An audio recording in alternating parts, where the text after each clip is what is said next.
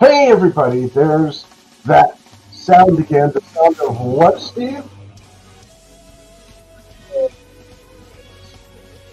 Shift. Oh, I can't hear you.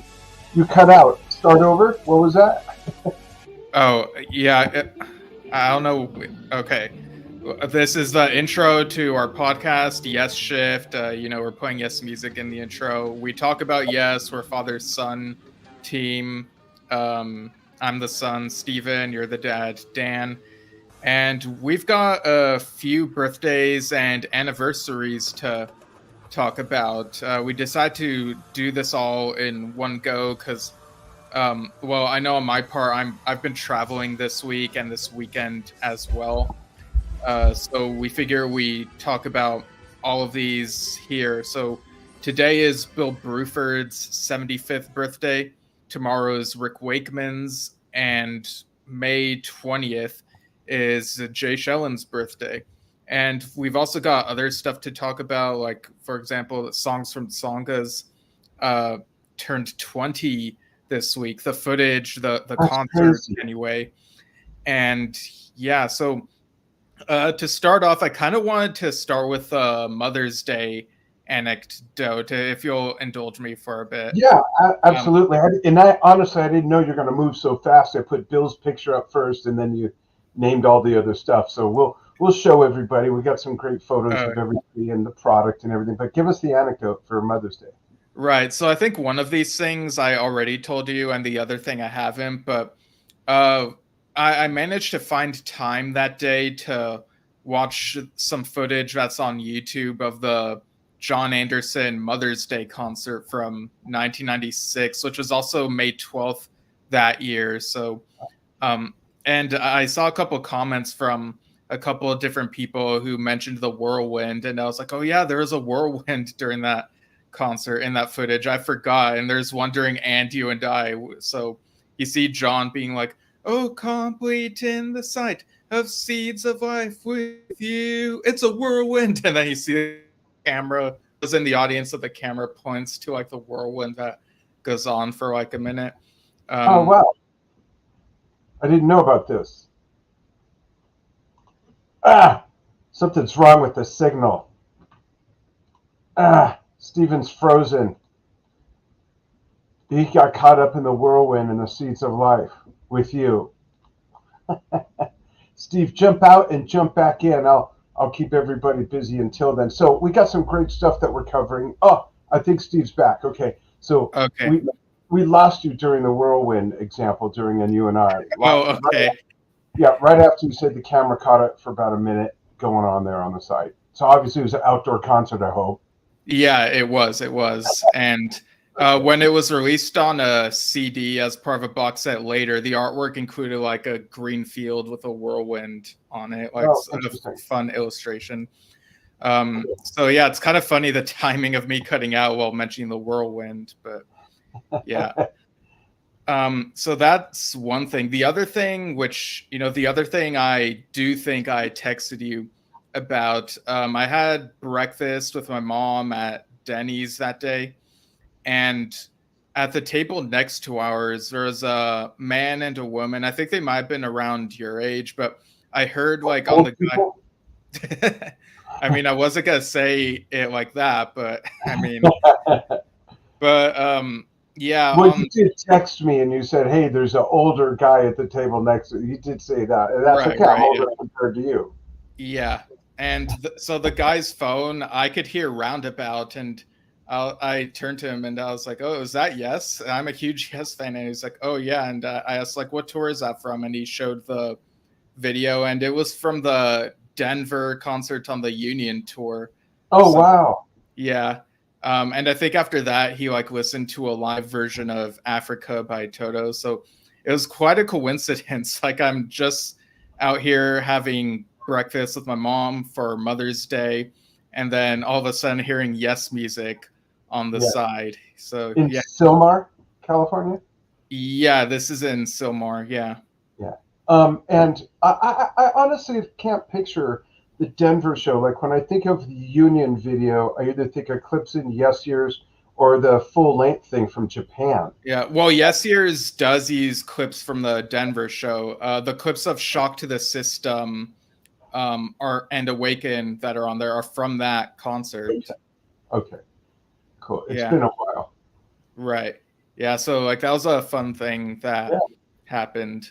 But getting into the birthdays, so first off, we have Bill Bruford, and he posted on his YouTube channel. He continues to have things curated there, and there was a cool Earthworks live video from 2002. This was titled "The Wooden Man Sings and the Stone Woman Dances," and I think listening to this, it kind of reminds me that I really enjoy being able to hear Bill play against wind instruments. When he's accompanied by like wind instruments, and also in that jazzy atmosphere. So well, what are your thoughts on Earthworks in general, Dad? That whole project that Bill did was a huge chunk of his career. Yeah, I loved that as well for the same reason. It's a whole sort of departure from what a lot of people know him from, stuff that's more, I'm going to say, electronic, whereas that is so much more like organic and so much more in the wheelhouse to the music he loves that's close to his heart, going back to jazz and everything. I remember him saying years ago when he joined Yes, he thought he was joining a jazz band with Fifth Dimension vocals, type of a thing. And it kind of was at the time, but it's neat because it's a whole different thing, which is great. And his playing is just amazing. Yeah, definitely. Like jazz is for sure his like main calling, like what he's more drawn to. Yeah. So it's cool that. Yeah. I quite like how his channel it can get eclectic, bouncing from that to King Crimson and ABWH, all these other things. And speaking of which, I think this was yesterday you showed me the notification about this, and it was also Robert Fripp's birthday, coincidentally. But there's news of this upcoming King Crimson USA live album, a 50th anniversary edition. So did you listen to this album around the time it came out, or yes, but later? I don't really recall it that well, I'm embarrassed to say. And I didn't have time to brush up before we did this. But it makes me want to revisit it and maybe even buy this. Yeah, so I'm looking at the listing, what this includes. So this is going to be released on June 28th, the exact 50th anniversary date of the concert. This was in Asbury Park, New Jersey.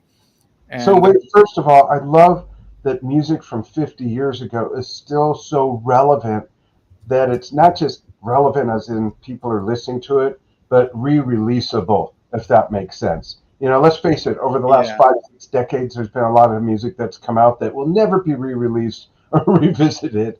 But whether it's because of fandom or, just groundbreaking music, I think this is really cool that we're talking about music coming out again from 50 years ago. That says something. Yeah. Yeah. Are the dogs okay? Yeah. My office door's open and my wife just got a client and the dogs are barking. Sorry. Oh, okay. Yeah, just making sure. Yeah, thanks for checking out. Yeah. So this includes the complete concert taken from the 2013 mix of the concert by Robert Fripp, David Singleton, and Tony Arnold. And yeah, so this I was able to give this a listen, and I really love the way Bill feels very or I don't know if maybe it was because I was listening for it, but his drumming feels very upfront and very prominent, and he's able to do like the fast stuff, and it's just like so fun to listen to. It's a great mix. And there's a bunch of comments here from Bella. Happy birthday, Bill. And also Rick. We will cover Rick in a moment. Nintendo 64 is king, as is Bill Crimson's. I'm sure he meant work, is awesome. Such a talent.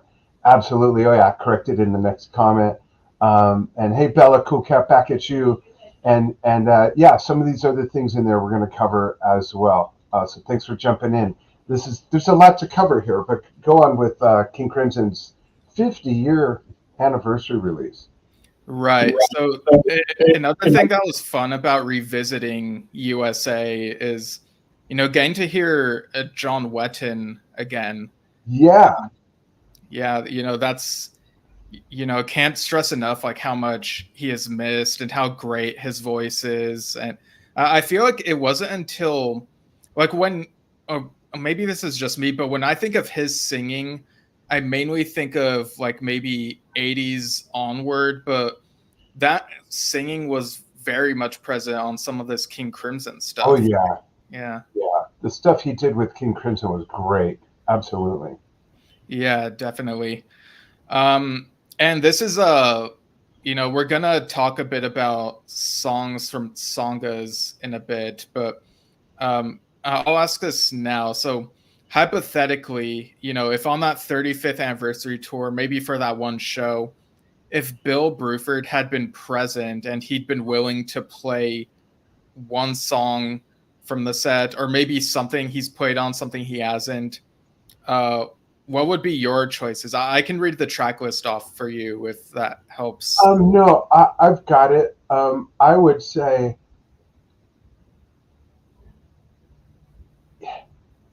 I would love to have seen him do long distance run around, but not the acoustic version they did, which I really liked. But it would have been cool to see him do long distance run around because the beat is completely different.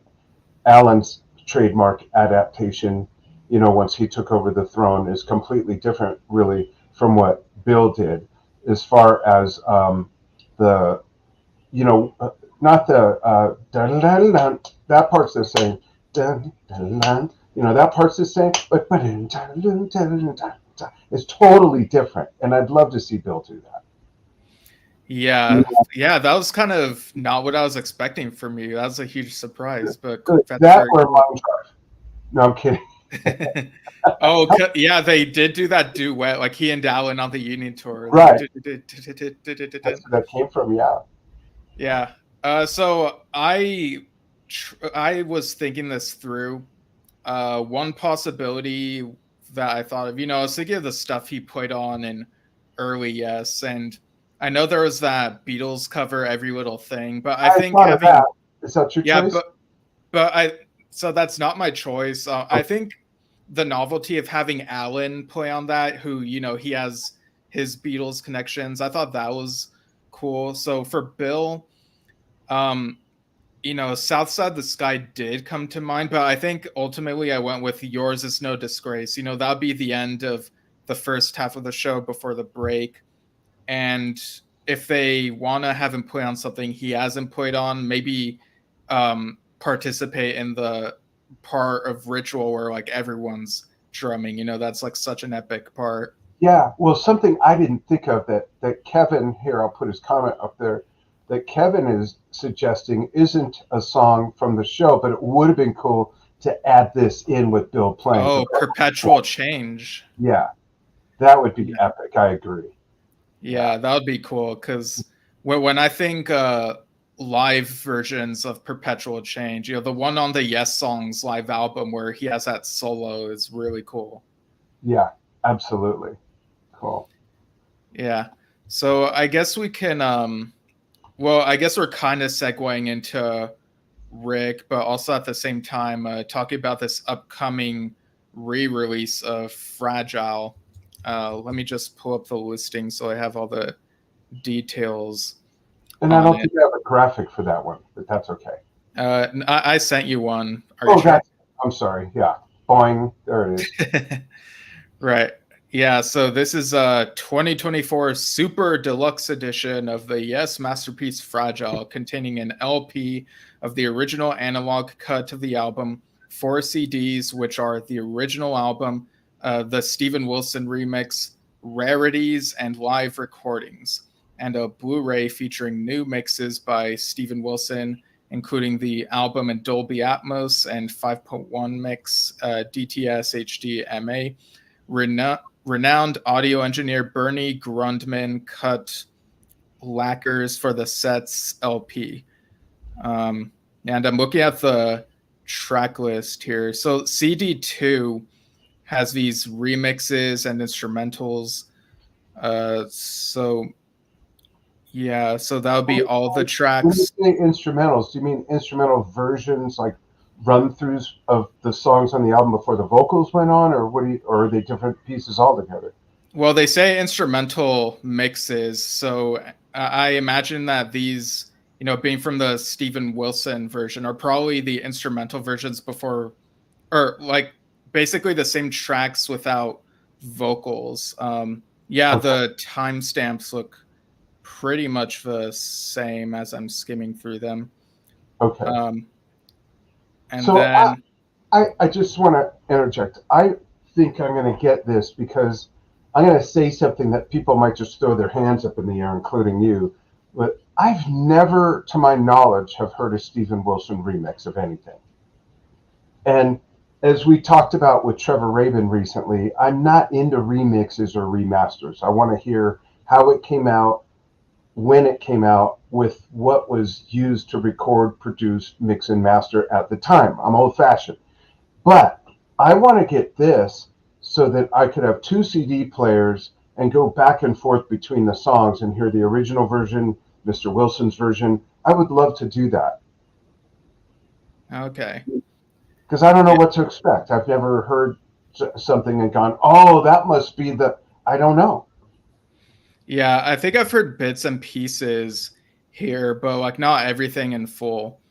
So I'm looking at the rarities CD. So this includes Roundabout, the US single edit, Long Distance Runaround, the US single edit, All Fighters Past, which is a Steven Wilson mix and is, I don't know if you've heard that one, but it's basically an early version of that part of Revealing Signs of God where it's like, and through the rhythm of moving slowly, or glory to Son of all fighters past. So it's like an early version from that era, basically.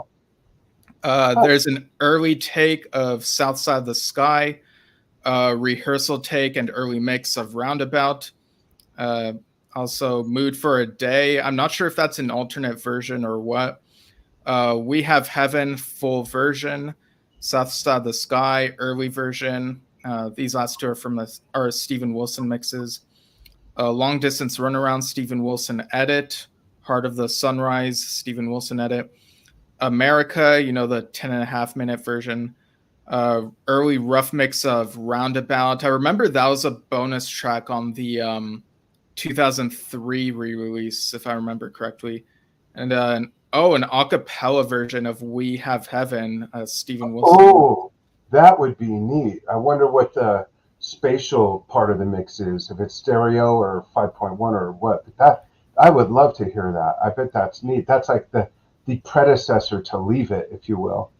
Yeah, and the CD for the final CD on this, which has live stuff, or the first few tracks of these are not live, but the last few are. So 5% for Nothing, alternate version. Heart of the Sunrise, alternate version. Long Distance Runaround / The Fish, alternate version. We listened to that, and we'll talk about that in a moment. Something that's titled The Dean. It's almost 4 minutes long. I kind of wonder if maybe that's a Roger Dean interview or something. Or tribute, interesting. America, instrumental. And then these last three that I'm listing were recorded live at Academy of Music, New York on February 19th, 1972. So Long Distance Runaround and The Fish, Perpetual Change, and Yours Is No Disgrace. We listened to the alternate version of Long Distance Runaround and The Fish since Official posted it. So what's your take on that version that we heard, Dad? Well, Bella says my audio is muffled, and I don't know why. But hopefully you folks can hear me. I'll lean in a little bit more. How's this? Just kidding. So at first I couldn't tell a difference until you can hear some layers of Rick's synthesizer that weren't in the original version. That's the first thing I noticed. And then I heard a little bit of differences in Chris's playing. And then, of course, the outro just sort of stops with them messing around a little bit, which is cool. I love that kind of stuff. There was another difference. Yeah, like the Shine Deliria Primaturis vocals come in earlier in the Fish, and therefore it's shorter, right? Yeah. That's shorter, and there's not as many bass layers on top of each other. I liked it, and I asked Stephen, like we were texting back and forth, and I said, "So what'd you think?" And he says, "I'm not telling you. I'll tell you on the show." So what'd you think? Yeah, so I probably made you think I was gonna like say something like really shocking, but not really. Like I do enjoy this. It's a nice bit of history. Um, I obviously I prefer the version that we got because we with the Fish especially we get a bit more. But yeah, I like this type of stuff where we get to see alternate versions of these tracks. You know, it adds a little something new to the whole thing. Absolutely. And I want to thank Bella. Bella said, I'm guessing, I don't know if Bella, if you're a man or a woman, maybe a woman. I know women named Bella, but Bella said, I don't think you're on the external mic. And I checked, and Bella's right. I was not. So hopefully I sound a lot better. Steve, you sound a lot better now. Okay. You were in a couple of meetings with me earlier. Did it sound lame? I don't he doesn't know. He doesn't listen to me in meetings. Stop asking me stuff. But yeah, this and the King Crimson thing are both coming from Burning Shed on the same day, actually, June 28th. Oh, wow. That's interesting. Yeah, so I kind of wonder if, you know, there are some fans who overlap between Yes and King Crimson, and I kind of wonder if anyone has that dilemma where it's like, oh, which one do I buy first? You know? Right. They should offer a package deal for that. Yeah. That'd be cool. Yeah. Yeah. 15% off if you buy both. They're related. Yeah. Or 5% off for nothing. For nothing. Yeah. But yeah. So what do you think of, well, I guess we could talk about Bill's contributions on Fragile, but also Rick's as well, because that was the first Yes album he was on. So go ahead and like do your take on all that. Oh, wow. Well, so the original, up until Rick's entry to the band, I don't want to take away from those first three albums. They were great. But I really think that Rick joining the band with Fragile really defined the sound and, no pun intended, amplified the spirit of the band's music. You know, everyone says that the spirit of Yes is John and all that, but Rick brought Rick was like an orchestra walking in the door compared to Tony. Not to take away from Tony. No one could have done what Tony did better than Tony, but Rick brought in the Mellotron and the Mini Moogs and just a whole different approach. And if you look at the leap from, you know, what came before Fragile to Fragile, and then the leap from Fragile to Close to the Edge, the absolute pinnacle of progressive rock, you know, I don't know what else to say. There's no other words. I really think, I hope I'm not like overstating it, but I really think Rick's music had that impact, you know? Yeah. And there are great moments from him on the album. Like, yeah. You know, there's a bit of South Side of the Sky. Oh, I just love that song. Yeah. And of course, the whole Long Distance Run Around, the Fish thing, you know, everything. His solo in Roundabout was just like, I remember being like, how old was I when they came out? I was 8, 9. And my older cousin played it for me, and it just blew my mind. And Bill's sound of his drums, you know, I think that was the first Yes album I ever heard. And that, like, you can hear the keys popping on the Hammond organ, and it's just legendary, you know? And I think Rick is a huge reason why that album did so well and sounds the way it does. And I'm synonymous, sorry, with I synonymize Roger's artwork with Rick's contributions. Like they just go together, you know? Yeah, like switching to a different keyboard sound. Yeah. Yeah. That's a great way to put it. How about Yeah. you? Yeah, I agree. And there's that story he's told about how, like, when he first rehearsed with them, they played a bit of Heart of the Sunrise, and he was like, "Oh, this is so amazing." And Yeah. that song, it's just, where do you go from there?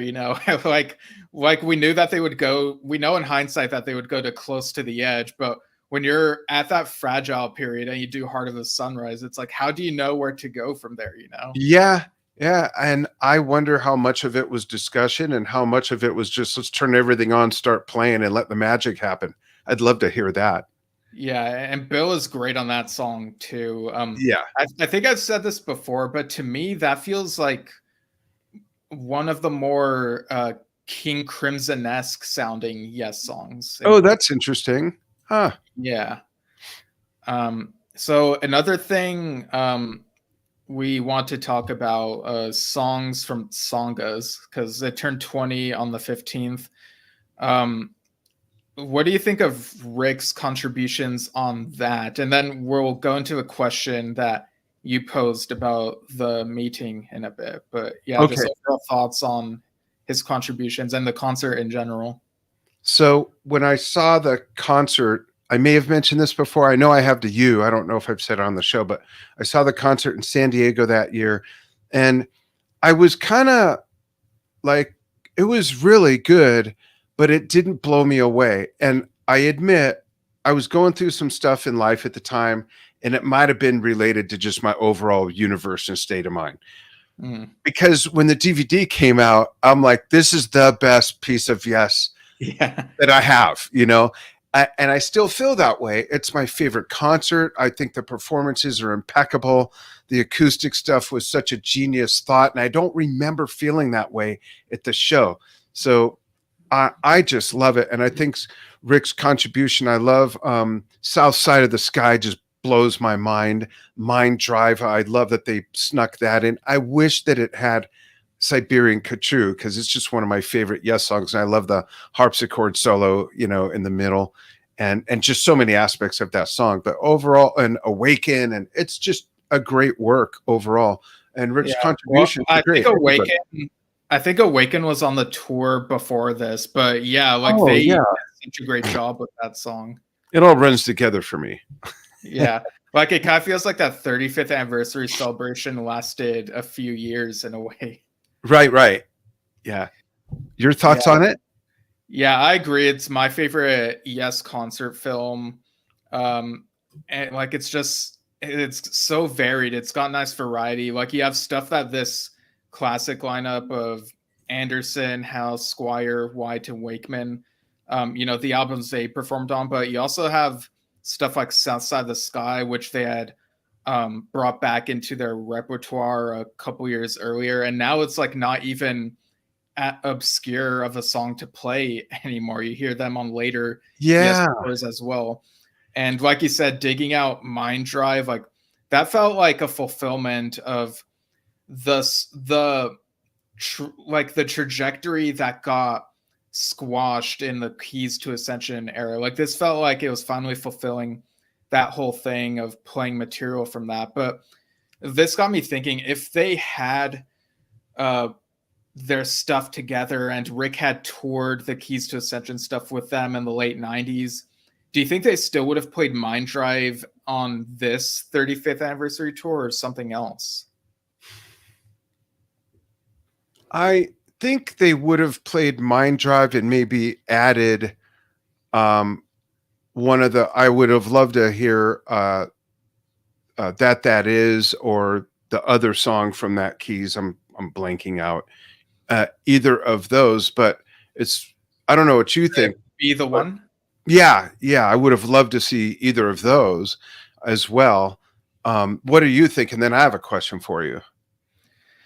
Yeah, so if they had toured those songs in the late 90s, I'm not sure if they would have played Mind Drive on this 35th anniversary tour. Maybe they would have done something shorter from that period, possibly. But I maybe. think it's sort of the epic that represents that era. Yeah, that's fair. But here's what I was going to ask you. Do you, and this is for everybody, when Steve and I ask each other questions, and I'll get to comments again in a moment. Hey, Mario, because we want to know what you think, but it's not just like you're watching a tennis match. You're part of it. But my question to you, Steve, is do you think they would have brought back South Side of the Sky in future tours had they not brought it for the 35th anniversary tour to see how good it is, how well it went, and the reception that it got? Because it's killer on that. Yeah, well, they brought that back for the 2002 tour, and that's a good point. Like, it got great reception, and they continued playing it for this. So, yeah, maybe the reception for Mind Drive in the late 90s, like, maybe that would have inspired them to play it on this tour again. Mm-hmm. Yeah, that's a good point. Yeah. So let's look at some comments. Let's scroll back to, give me a sec, folks. There's a lot of stuff here. Going back to when we were talking about Fragile, Nintendo 64isking says, I think if Rick's synth was used more, that could have been cool for the final version. I don't remember what song we were talking about at the time. Yeah, that was a bit ago. Yeah, sorry. Looking at some other comments. There's Mario Borelli, awesome drummer. Tony had his limitations, with all due respect, and I think his limitations were not in his physical playing, but his soundscape. He was more into the bluesy aspects of just playing piano and organ, wasn't really into synths at that time, which is ironic because he eventually got into synths, right? And Bella's asking if I heard Big Big Train. So I interviewed Nick DiVirgilio 2 days ago, I think. So if you look on the drum, 3 days ago, maybe, yeah. Look on the Drum Talk TV Facebook page. Look on the Drum Talk TV Facebook page or YouTube channel. Just scroll down a bit, and you'll see my interview with Nick, and they're great. Yeah, absolutely. So I'm going back and forth. Let's see. I'm just looking. Oh, that's interesting. Nintendo says, I think John Anderson's voice was a little ragged on Songus, but I'm glad they had that touring period. I don't know. Was it ragged to you, Steve? Or maybe that's when his voice was just maturing with age a bit, maybe? I mean, you hear him now. He's going to be 80 in October, and he sounds amazing now. Yeah, so part of it definitely is maturing, but I know, or at least have heard that, like, that tour was very exhausting for John and was part of the reason for the hiatus afterward. Like, that's what I've heard. So, like, I wouldn't be surprised if that may have stood out to people here and there. But yeah, just consider, I still think he sounds pretty good on that concert film. Yeah, I do too. That I just love it. That I think is my favorite piece of a Yes asset. Visually, not counting studio albums. I don't want to get into that argument or math, but just visually, that's my favorite DVD, if we can call it that, or film. Yes, film. Yeah, and Nintendo also mentioned Children of Light was played on the Open Your Eyes tour, and yeah, it was. Yeah, that was pretty much the only thing that made it to the live set in that period, other than Open Your Eyes. Yeah, well, I mean, from the Keys stuff, but yeah. Oh, gotcha. And so we were going to talk about on Songs from Tongass, the 35th anniversary tour. I posed to Steve the other day when we were just talking. I said, I just think it's weird that I'm glad they didn't play All Good People. There's enough of that all over the place, with all due respect. So I always like when they don't do that because it left room for something else. But they did play All Good People. Oh, yeah. Well, my question is, let's get to that. They played The Meeting, and I thought that was interesting. I would have rather to fill that space with that type of song.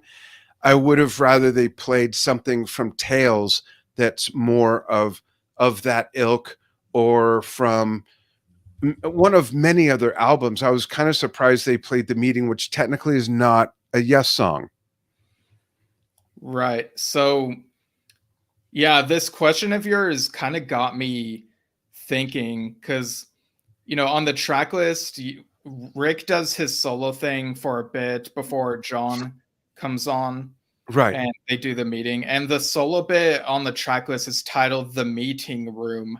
So for years, I have thought that, oh, okay, The Meeting Room is from Rick's solo career. And I guess they thought it would be fun to merge that with the meeting. But looking into it, it looks like The Meeting Room might have been made up for this tour or whatever. Or Yeah, possibly. And I agree what Nintendo is saying. I also love that song very much. I just found it odd that it worked its way into that. But also going back to John's voice, John Costello says, yes, John was sick for the show here in, I think that's Minneapolis, on the last tour, and so was Rick. So who knows? There might have been a little bit of health funk going on. I remember when I saw the Open Your Eyes tour in San Diego with your brother, who was 6 at the time, your older brother.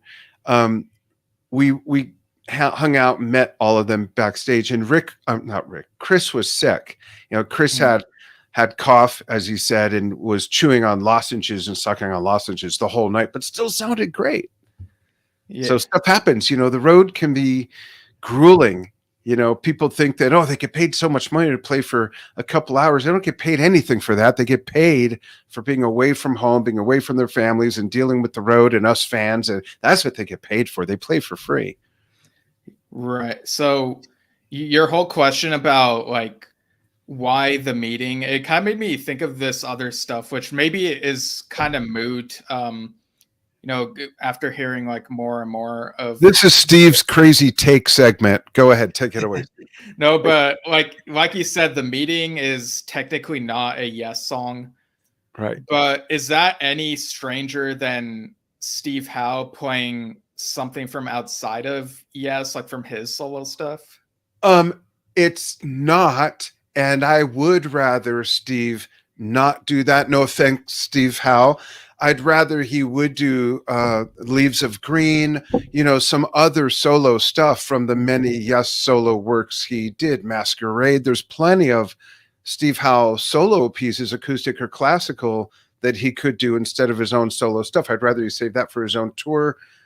I love the music, but I would like to keep Yes shows, although, you know, if we look at Union, if we look at Yes songs when Rick was relatively new, he's playing a medley of stuff from Six Wives and everything. So I don't know how fair my statement is now that I hear it, but that's one take and just my take. You know, they didn't do a Crimson song with Bill on the Union. You know, so I don't know, where does that question and answer end? I don't know. Yeah, and I think I could kind of see the reasoning for doing the meeting in that ABWH, you know, it was not made or released as a Yes album. It was not intended as one, but it retroactively kind of became part of the catalog after the Union thing. Yeah. And even though it's not a Yes album, it was a catalyst for a huge moment in history in Yes with the whole Union thing. So yeah, I can kind of see how maybe working in an acknowledgement of that might have been the train of thought, but it also got me wondering, would it have been like, you know, like the meeting feels very much like a John and Rick thing. I think maybe it would have felt more off the wall, but still kind of cool if they had done Brother of Mine or Order of the Universe or something like that, right? Yeah, or yeah, absolutely. Or they could have done From the Balcony, just him and Steve. But here's a question for everybody. It always bugged me that they didn't call it ABWHL. Like, it bothers me that Tony Levin was left off of that because his contributions on that album are huge. And it's not like he's some sideman that no one's heard of. You know, he was Bill Bruford's rhythm partner for years and years after Jeff Berlin. So here's the question. If they did give the band Tony Levin's name credit, would they have done the meeting? And would that album have been interwoven retroactively into the Yes catalog? Yeah, that also kind of got me wondering, like just now, like if Tony Levin's name had been in the band's name, would they have allowed two bassists on the Union. I thought of that for a moment too, but I think being that he was only on one album, no, for the same reason Patrick wasn't there. He was on one album, and et cetera, et cetera. We can keep going with that, Right. but I just think that's a curious thing. Yeah, but definitely shout out to Tony Levin for his contributions, and also Jimmy Hahn for the Union stuff. His birthday is coming up next week as well. Who? Jimmy Just Hahn. kidding. I'm kidding. So let's go back to birthdays, and there's some great comments there. Thanks everybody for chiming in. What here? Just one more for now. John Costello says yes, should do new Mind Drive medley with Machine Messiah and minus the man. Oh, wow, would be that's amazing. The 3M medley, they could call it. I love that. Or more than three, actually. 1, 2, 3, 4. The 5M medley, 6 if you count the word medley. Yeah. That's pretty creative, John. Good on you for that. But let's get back to birthdays. Yeah. But to close out the meeting thing, I do kind of see how like maybe they could have done like or maybe Rick could have done a piano medley of Yes stuff. And he's doing a medley of sorts on his current tour, Yes Sonata, which I haven't looked too deeply into because I kind of want to be surprised when hopefully like he eventually comes to the West Coast when more dates get added. But yeah, I can kind of see like you're thinking on all that. I saw Rick solo with a band in like 1959. Let me think. When was this? This was 1959. He was at the Beverly Theater with his band. He had 2 keyboard rigs at each end of the stage. And this was like, I think I was like maybe 20. So that would have been 1983. I don't remember the album tour, but I've never seen him on any of his solo tours where it's just him. But yeah, let's go to the next birthday. Yeah. And apparently Rick's gonna have like a nice lazy dog day tomorrow, so very much well deserved for his birthday. But yeah. So Jay Schellen's birthday. So obviously he's been drumming with Yes for about 8 years now. You know, he was helping Alan for a bit. At one capacity or another. Yeah, I know Dylan Howe was with them for a tour, and then they went back to Jay, and he's been on the last couple Yes albums. He did some percussion on The Quest, and he was a drummer for Mirror to the Sky. Yep. So what are your thoughts on his contributions in general and Yes, and on Mirror to the Sky, and how does Mirror to the Sky hold up for you a year later, because it's turning a year old in a couple of days? I know that's crazy. Three things on that. It still holds up for me. I do like the album, and I think Jay is a great drummer, and I do like that it has his sound, his stamp on it without deviating. It's not the deviation from Bill to Alan, which was a huge difference in styles that happened to work, but it's a somewhat deviation from Alan to Jay, with Jay adding some percussive sounds that I've never heard on a Yes album before. Little things like chimes and a little different splash sound, and you know, he's playing with rototoms above his front-mounted rack toms, and you know, he's definitely putting his sound as a drummer and percussionist on Yes, which I like, and he should, and it's great, and I think it works. Yeah, I honestly forget that he's in his 60s because he has so much energy when he plays with them, and you know, he fits in with them so well with a band. Mirror to the Sky. Like my age or older? He's turning 64. Okay, so he's 3 years older than you. Yeah. So his contributions on Mirror to the Sky, like, I think are really great. I can imagine him like working with the band as I listen to it. I do kind of wonder. I don't know if anyone else has their own moment in mind, but what? Say that again. Has like I'll explain right now. So with these drummers, I feel like they each have moments that, you know, you think about the drummers on Yes albums and you're like, oh, I think this is like one of their signature moments. And Jay plays really great on Mirror to the Sky, but I think maybe I need to listen more. But off the top of my head, I can't think of like a signature moment from him. I think of him and the band working together really great as I listen to the music. But Yeah, I agree. yeah. That's fair. And it's okay. Totally okay too. Yeah. So I do kind of wonder if maybe some moments like that might feel more upfront on the next Yes album whenever that comes out. I saw a rumor that it might not come out until next year, perhaps. But hey, as long as they take enough time that they need for it, I'm very excited about it. Yeah, and here's a nod to someone's favorite work by Jay Luminosity. I agree that's some good work on that. Yeah, I think the album still holds up really well. I've said before that, and I'm one of the outliers here, that I think I prefer the Quest slightly over Mirror to the Sky. Really, I'm the opposite. Yeah, but Mirror to the Sky has definitely resonated with a bunch of people, and I think it's a great step in the direction that they're going. Yeah.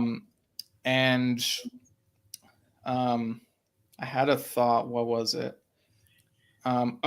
So one of the early criticisms for Mirror to the Sky, and it's pretty much what some of the people say with other albums in general, but some people were saying that some of the stuff on it doesn't feel memorable enough. And I know everyone takes in things differently, but I personally don't feel that way. Like there's a bunch of things on Mirror to the Sky that are very memorable to me after just a couple listens, and even after going months without listening to the song, I still recall like some really great moments. Like it still sticks with me.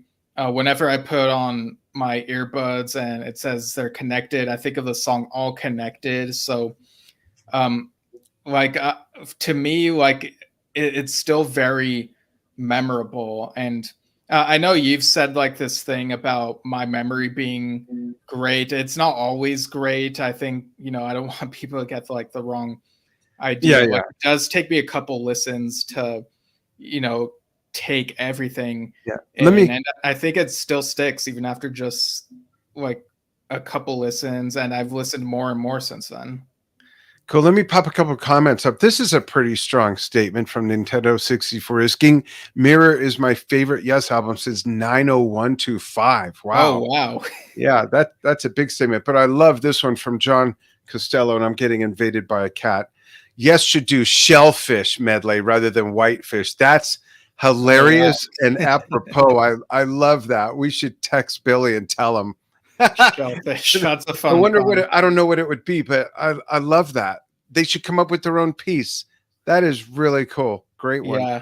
Well, I'm kind of wondering now if like Billy has a nickname. Like, yeah, it's something to think about. Yeah. Yeah.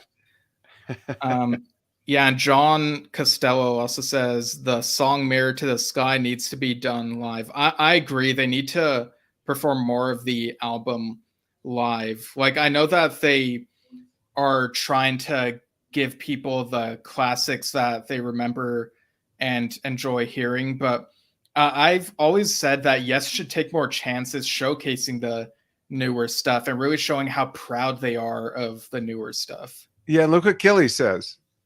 Oh yeah, Mirror to the Sky is my favorite album since Drama. Wow, that's a little further back. Yeah. It's my favorite since Close to the... No, I'm kidding. But that's cool.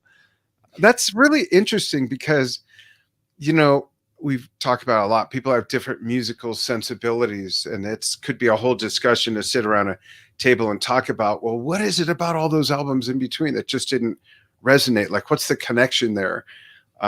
Drama certainly has a whole different sound from everything that came before it. And it might have been the first album that had the biggest departure from anything before it. I think we've talked about that before. Yeah. It was the biggest leap in a different direction, even more so to Fragile. It was to go from Tormato to that was like, what? Yeah. Yeah, for sure. So yeah, I think Jay's been doing great with the band, and I'm looking forward to seeing what he does with them on the next album. And before we close out, I see we got more comments coming in, but there are also a few comments I forgot to read from a post earlier about songs from Tsongas. Oh, go ahead. Yeah, Robert Toms remembers being there at the concert and hanging out with Damian Anderson before the show, John Anderson's son. Cool. Jeremiah Lafoyette says, "Love this live video." Gilly Good News said, "Sweet dreams, deep track, fun and bouncy." Tony Warren mentions the end of South Side of the Sky when Rick and Steve are going back and forth. Gets me every time. Yeah, that's epic. Austin Owen says, "My favorite part as well." And on this recent rewatch of songs from Tsongas, I actually noticed a young Joe Cass and his dad Mike were sitting in the front row. Yeah, I saw them 21 minutes in during your favorite song, "All Good People." Oh, that's hilarious. So how old was Joe? I think he would have been 17 or something. It was really wild because this was also the day after I watched a Star Wars fan documentary and recognized a few familiar faces I knew in real life there as well. That's hilarious. Look at this one. How about this? Ready? I'll let you read it. I'll put it up. Okay. So John Costello says, "Mirror to the Sky is my favorite since The Quest." Yeah, I was kind of going to say that too, because The Quest I prefer slightly over Mirror to the Sky, but yeah. That's funny. And John's asking Damien why no solo albums. Doesn't Damien have a solo album? Or two? Not that I'm aware of. I know that he did, the remix thing, Close to the Hype. It was it was kind of. Oh, that's what I'm thinking of then. It was kind of an original song that he released as a single, but it also included his dad singing "Close to the Edge Down by the River," in the background. So yeah, that was in the 90s. So yeah, I don't know if he's done anything else recently, and he just might not be musical. He might not be his thing. Well, I think he is into music, but you are too, but you're not a musician, and Well, I meant in terms of working on music. Okay. I don't know. I vaguely remember hearing something a little while ago, but I don't have the details in front of me, so I don't know. Okay. But yeah. I do love Circus of Heaven, Yeah, his work on that is amazing. Yeah. No, but I do unironically enjoy Circus of Heaven. I know it gets a lot of flack in the Yes fandom. I don't know why. I love that song. And to see it live on the Tormato tour was so cool, and what they did with the lighting during his section, and to hear his voice throughout the LA Forum, it was great. It was totally Yes. Right. I just don't understand what people bitch about sometimes. Right. But then again, Enja says that about me. That's my wife, for those who don't know. Right. Cool. Anything else? I mean, that's a month packed of some anniversaries, reissues, birthdays. Yeah, I think we got it all. Jeffrey Mason says Circus of Heaven is a brilliant song. John Costello also said Joe Cass must have a TARDIS, which is a time machine from Doctor Who. And funny enough, I'm wearing my Doctor Who shirt right now. You guys talk before the show or something? That's your cue? That's hilarious. That's so funny. Yeah. But yeah, thanks for tuning in, everyone. And and thanks for being so engaging. We really appreciate it. That's why we do this. And again, next week, the 26th, I believe, is the anniversary of Alan White's passing. And, can't say enough how great his contributions are to the Yes discography. I mean, he was there for a huge majority of it. And to talk about that, just a little bit of it. Yeah, he's one of my biggest influences. I had the honor of knowing him personally since 1989. On Saturday, the 25th, I'm playing my second year in a row contribution to Play for Chris, which also includes Alan and Mr. Banks as well. Yeah. Yep. And we interviewed Miguel about this, and it was during that show that it came to me what my theme is going to be.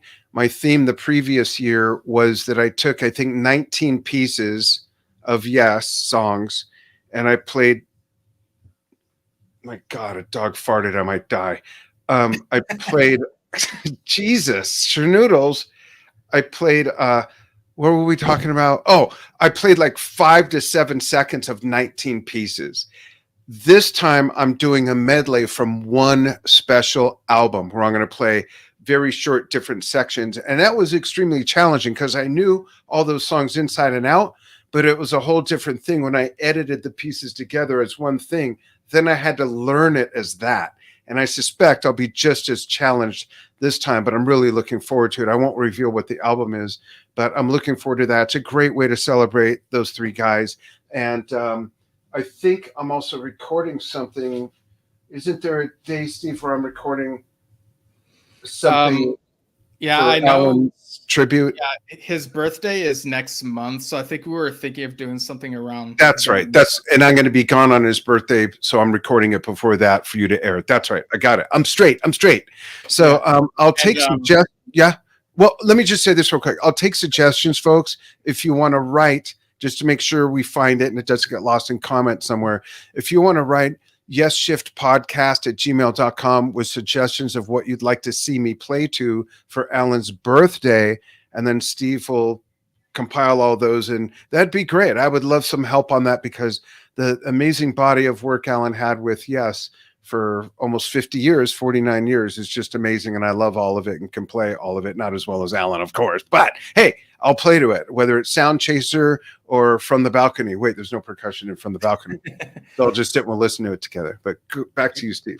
Yeah, and it was fun, watching songs from Songas again and seeing like his playing on there. It was so fun.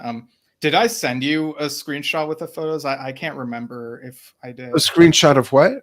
Of Alan playing in that concert? Or oh, you did. I'm sorry. I do have that. One moment, folks. Okay. And I think someone's wrong button. There we go. I'm sorry. Here we go. There we go. There's my hero. Oh yeah. It might look kind of blurry because of it looks better now. Okay. Yeah. Yeah. So it just a lot of fun seeing him in these concerts that we get to rewatch and seeing how into it he gets. Yeah. Yeah. And I'll say this again when I do the tribute, but just such a humble guy. He's right there in the blue shirt. If you want to see a funny picture of me, this is Alan in 1990 when Steve's brother Alex was born, who I'm holding. That baby has grown. He's like 5'9", 240 now. And that's me, believe it or not, with just a little bit of hair. But Alan was 42 there. I was 28, 29. And I look forward to these tributes.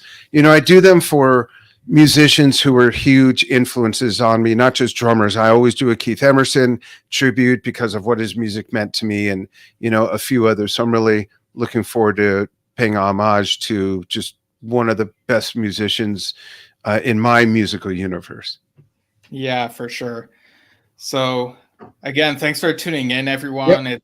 It's great that we have these musicians to talk about and that their work continues to persist, all these years later as we listen to them. And we love that people listen to us on the podcast version at anchor.fm/Yesshift.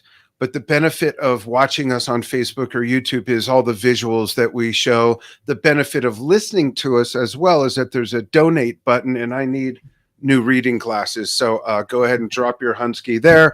You can also follow us at youtube.com at Yesshift and facebook.com/Yesshift. Am I missing anything? No, I think we covered everything. Okay. Thanks, guys. Thank you, everybody, so much. And I agree with Nintendo. Long may Yes continue. And yes, it is still Yes. Thanks, everybody. Yes.